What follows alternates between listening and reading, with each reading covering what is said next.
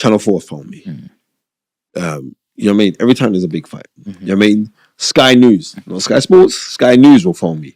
Like, they're so enthralled to hear my opinion. Reason being is because there's not many historians in the sport of boxing. I'm just going to be real. There's not, right? And on top of that, there's not many black historians. So I'm saying, well, we want to hear about boxing. It's me they phone. So that means a lot. And not only that, but they also know, like, when they got me, they've also got kind of access to my black book. I've got a nuts black book. Everybody knows this. So it's those kind of things, but it means a lot when acclaimed people in the sport will phone me, like when they got their fighters have got fights on. It's me that they're phoning. It's me. Oh, what fight do you think we should be watching right now? That means a lot. So, you know what I mean? It's not just one or two people. There's quite a few people. I ain't going to call their names because I don't want people to know. But, you know what I mean? But then it means a lot when other guys will come out successfully in things, but they'll thank me. They'll thank me over their social media. They'll thank me. And that means that means a lot. And it's like, we just got to keep on plugging away and keep on pushing forward. And that's what I'm doing. So what does the future hold for you? The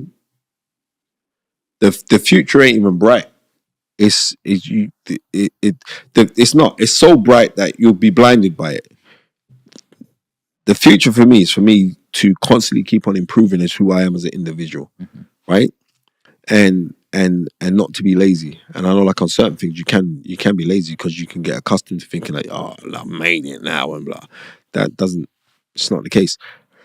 The future for me, I'm doing a lot with 313 the Almadina 313 charity. So I'm an ambassador for that charity, right? They've done some fantastic stuff, right? It's a charity where they go out and they help communities. Just recently I went out to Palestine. I went to Jordan. Wow. Yeah. Is it not scary to be in Palestine where there's war around you? No. Are there bombs going off around you when you're there? No. But it's certain sectors. Like, I went out. What happened was this. I got introduced to Brother Ansar, who was an imam. I got introduced to him, and we were talking, and he was like, "I'm not just raising funds to help Muslim people, right? I'm raising funds to help everybody, and literally everybody. And like, he'll do. I remember Easter just gone. I wanted 1,000 Easter eggs. Send me your account details, Spencer. Give me an invoice. 1,000 Easter eggs I'm giving out to underprivileged kids, right? Muslims don't celebrate Easter, right? I'm doing homeless feeds.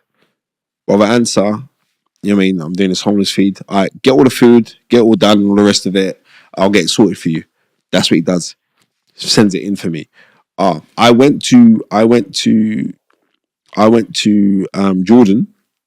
And then we went over to Palestine simply because I went up to Banbury, where they're from, where their hub is. I went up to Banbury, and when I was up there, we was having discussions about, this brother's meant to be going out to Jordan with food aid because they did something with Hamzat Chimaev, the UFC superstar. And I did the auction. And I think we raised a lot of money. We raised about £300,000, right? I've never done an auction in my life. But that day, God was blessing me. I was on fire. And like, everyone was saying, "No, we need this guy. He's got really good energy." And one of the brothers was meant to go to help deliver the food aid, but he was half enough. He weren't too sure that he wanted to go or not. And I went there. This is a time of Ramadan. I went and brought my fast up there. And I said, "Listen, bro, if you go, I'll go."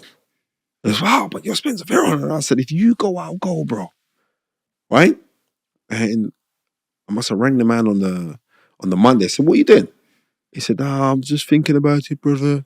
And me, brother Muhammad's name is, "I'm just thinking if I'm gonna go. I'm not too sure." I was like, "Bro," I said, "Just go, man. It'd be great to go." And it was about, I think 9 of us went. And you know, when it was just a blessed trip, 9 of us went out there. Everybody got on with everybody. Like, there was no, you know what I mean? Human nature is bickering and all the rest of it. It was so beautiful. It was so beautiful that it was beautiful. I went to a mosque out there, right? And while I was in the mosque, I got recognized in the mosque. Some guy said, "Oh, Spencer Fearon, like I watch your podcast. I'm a big boxing fan." So we're talking. This man invited me over to his house, meet his family, have dinner with him. This is in Jordan. And I said, like, us as human beings, the human family is beautiful, right? Seriously, the human family is beautiful. It's absolutely beautiful because it's an energy. And when you're looking for beauty, you're going to find it. If you're looking for the nastiness inside of someone, you're looking for the worst inside, you'll find that as well. So if you openly say, well, I'm actually going to look at you, I'm looking at the best version of you, the best you. I'll be disappointed if I don't see it, right? But I'm looking for the best. And even if I don't see it and I see the worst in you, you reveal the worst in you, I'm still going to brush that off to say, well, I maybe got you on a bad day or you're going through something, but I'm going to see if I can find the best you.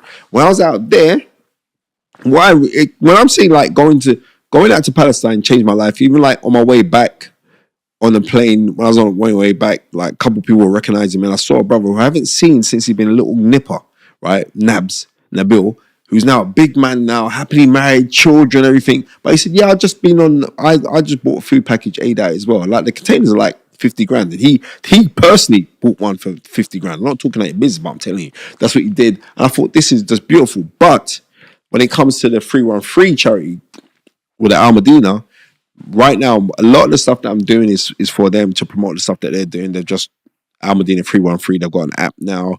Anybody here, you can happily donate, and it's to help communities. It's not going to one set of people, or it helps communities. It's like he had some guys out when it was snowing. Brother Answer, he had got a group of guys out, clean up people's pathways so they could come out of their houses, the elderly, right? And they're in Banbury. Banbury is a predominantly European area, but for the old people there, and I'm saying, he taught me something. He was saying, listen, if you promote the best that you are to everyone else, because the trick of what we say, the shaitan, the devil, is to keep us divided. So they'll use loads of things. They'll use race to divide us. I mean, they use financial importance, they use education, they use sexual preference, they use all of these things to divide us. But the key thing is this, is that the only reason why we are being created was to serve our Lord, but at the same time to serve his creations of us as human beings. And once he said that, I said, bro, any work that you want me to go do for you guys, I'm gonna go do it. Any help that you want to go, I'm gonna do it, right? Because it was like we're speaking every day, and I was going through a bit of dramas at the time, and I said, and you sing my praises and everything else. I said, bro, but I'm not perfect. And he goes, could you imagine if you were born perfect? Yeah, what's the worth of living? You know what I mean? None of us are. To seek perfection, I get it, but none of us are perfect, because if we were perfect, we believe in Islam that if God created everybody to be perfect, he'll destroy that world simply because God likes to be worshipped and praised, and God enjoys the fact that we come for forgiveness. And forgiveness is the key. So I'm saying, if God can forgive me, who are you to hold any grudges over me? And that's how we got to work.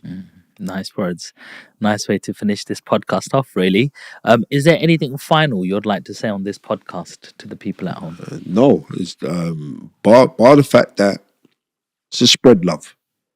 The most important thing that we can do is to spread love to each other and look for the best inside of people.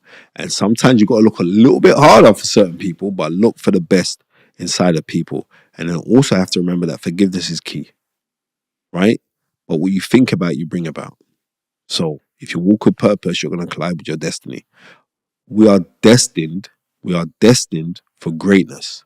The reason why you're destined for greatness, because you've taken time out to listen to Take a Seat with myself and my brother from another mother, Sean.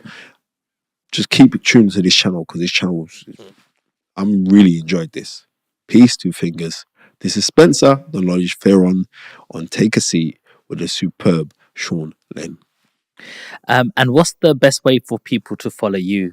Instagram, master_knowledge. On Instagram, my Instagram pops. I get a lot of numbers on my Instagram, so I'm really, really grateful for that.